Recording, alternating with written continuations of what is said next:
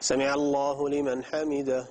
لا تجوز مسابقة الإمام، بل هي من كبائر الذنوب. وقد ثبت عن النبي صلى الله عليه وسلم أنه قال: أما يخشى أحدكم إذا رفع رأسه قبل الإمام أن يحول الله رأسه رأس حمار، أو أن يجعل الله صورته صورة حمار. رواه البخاري ومسلم. ومن تعمد مسابقة الإمام بطلت صلاته. سمع الله لمن حمده. أيضا موافقة الإمام لا تجوز. سمع الله لمن حمده. وكذلك التأخير الكثير عن الإمام لا يجوز، والواجب أن يرفع المأموم بعد الإمام مباشرة. سمع الله لمن حمده. هذا هو الموضع الثالث الذي ترفع فيه اليدان. تنبيه: من الأخطاء الشائعة أن بعض المصلين إذا كان إماما أو منفردا يقتصر على قوله سمع الله لمن حمده، ولا يقول ربنا ولك الحمد، مع أن التحميد من واجبات الصلاة. سمع الله لمن حمده.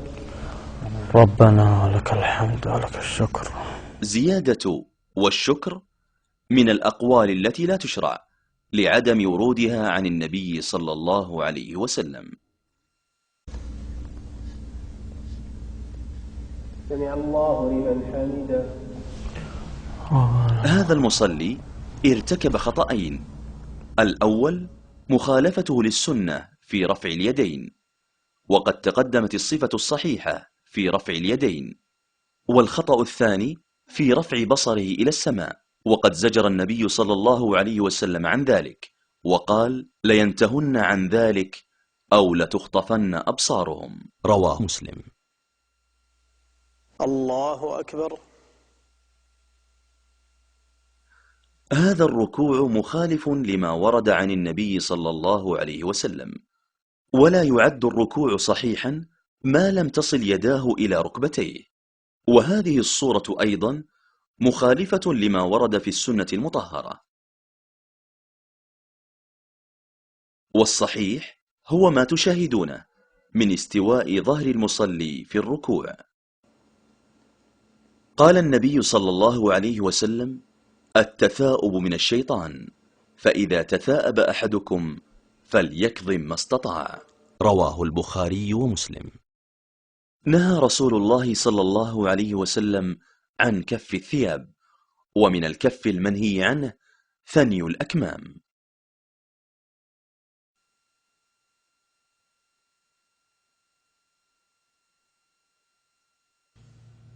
هذا الرجل أخل بركن من أركان الصلاة، وهو الطمأنينة، ومن المعلوم أن الركن تبطل الصلاة بتركه. وقد قال النبي صلى الله عليه وسلم للرجل المسيء في صلاته كالذي ترونه الآن: ارجع فصلي فإنك لم تصل.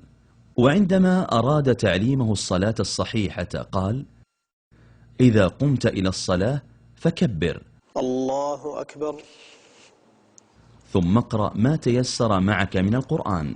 الحمد لله رب العالمين الرحمن. ثم اركع حتى تطمئن راكعا. الله أكبر. الله أكبر. ثم ارفع حتى تعتدل قائما. سمع الله لمن حمده. ثم اسجد حتى تطمئن ساجدا. الله أكبر. ثم ارفع حتى تطمئن جالسا. الله أكبر. وافعل ذلك في صلاتك كلها. رواه البخاري ومسلم. الله أكبر. هذه الصفة الصحيحة الثابتة عن النبي صلى الله عليه وسلم عند نزوله للسجود بتقديم ركبتيه على يديه. من الأخطاء الشائعة في السجود، والتي قد يؤدي بعضها إلى بطلان الصلاة، السجود على الأنف دون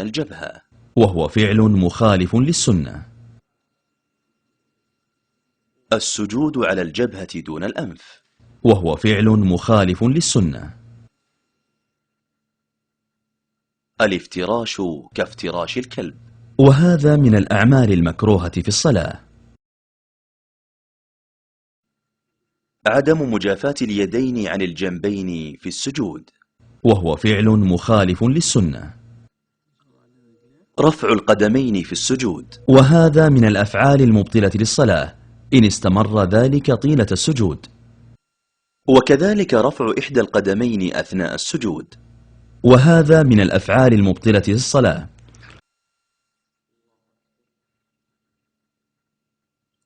السجود على أطراف أصابع اليدين. وهو فعل مخالف للسنة. السجود على القبضة.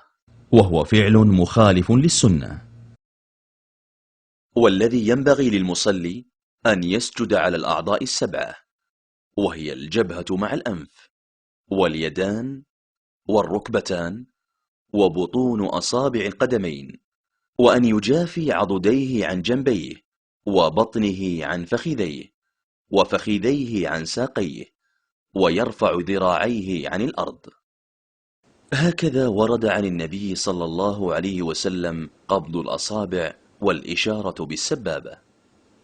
وهذه الصفة الثانية بتحليق الإبهام والوسطى والإشارة بالسبابة. وهاتان الصفتان صحيحتان، ويكون ذلك من أول التشهد إلى آخره. الله أكبر. هذا هو الموضع الرابع الذي ترفع فيه اليدان، وبذلك تكون المواضع التي ترفع فيها اليدان: أولا الله أكبر مع تكبيرة الإحرام، ثانيا الله أكبر مع تكبيرة الركوع في كل ركعة، ثالثا سمع الله لمن حمده عند الرفع من الركوع في كل ركعة، الله أكبر رابعا عند القيام من التشهد الأول. هذه الصفة الصحيحة في الجلوس للتشهد الأول بافتراش القدم اليسرى ونصب اليمنى. أما في التشهد الأخير في الصلاة الرباعية والثلاثية فالسنة نصب القدم اليمنى وتقديم اليسرى وإدخالها تحت اليمنى والجلوس على المقعدة، وهذا هو التورك. السلام عليكم ورحمة الله. السلام عليكم ورحمة الله. هذا من الأخطاء الشائعة لأنه لم يتابع الإمام، والواجب أن ينتظر حتى يفرغ الإمام من التسليمة الثانية. السلام عليكم ورحمة الله. السلام عليكم ورحمة الله. كان رسول الله صلى الله عليه وسلم إذا سلم التفت يمينا وشمالا. أما تحريك الرأس بهذه الطريقة وتحريك اليدين فلم يرد عنه صلى الله عليه وسلم، فلا يشرع فعله.